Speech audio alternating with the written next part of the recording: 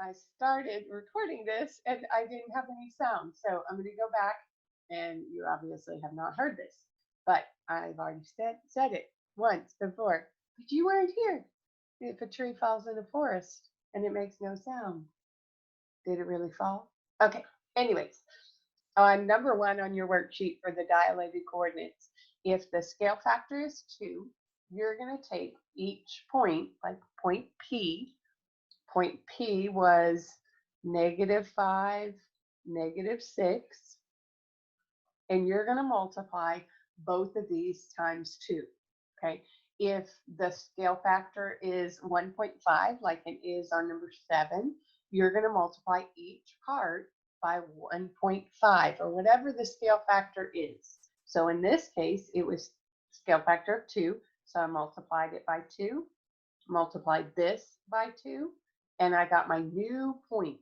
Now remember, you always need to have that little apostrophe above the new point because you're blowing up this point. All right. So you're basically, if okay, let's just talk about what we have here.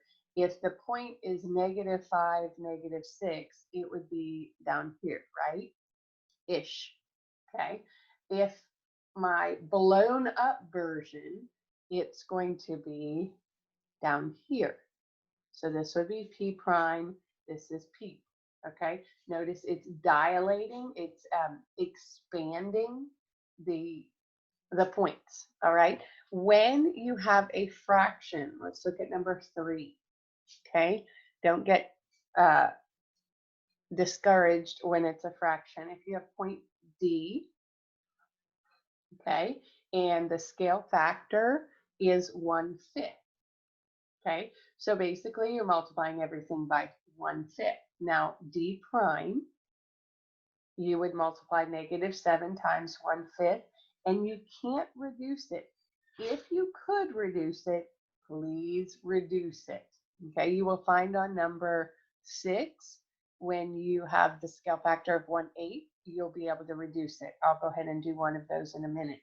So we have this. Now, what happens when I take 0 times 1/5? And by the way, that's not an X. I should never have used that.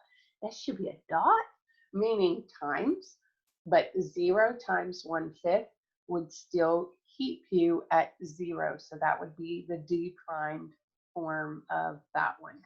And you would do that for each point. So let's hop down to number 6. When you have, if you have point F, and this is what you have, okay, and your scale factor is 1/8. Okay, so basically you're shrinking it, right? So on the F prime, I'm going to do non-reduced, and then you'll see what I'm doing.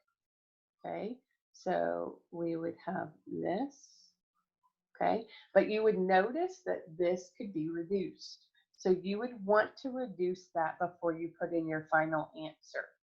Okay, so this would be -3/4. This one can't be reduced, so it stays as -5/8.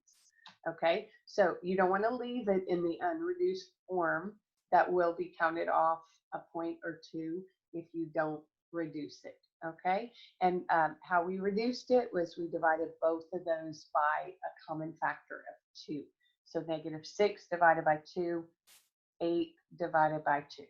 Okay, remember, if there's a negative, it's a negative only on one of them. So if you put the negative up there with that 6, well, the negative was up there with the 6. So we'll keep it like that. All right, so hopefully that helps on that particular assignment. Have a wonderful day. Bye.